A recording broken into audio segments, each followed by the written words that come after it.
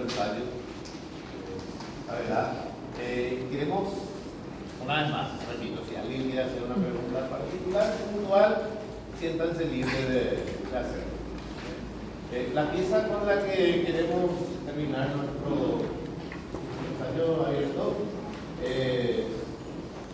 una obra compuesta por nuestro director, Marcelo Flores, lleva por título Fantasía Paraguaya, y es también un poema sinfónico que va relatando un poco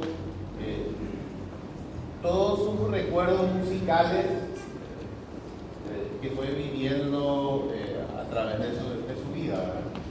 Entonces tiene momentos evocados por sus padres, momentos en donde está inspirado cuando uno, que hoy los jóvenes lo conocen como feria, pero que antes eran la calecita o la función patronal, se escucha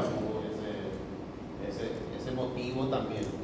Entonces queremos despedirnos con esta pieza que lleva por título Fantasía Paraguaya.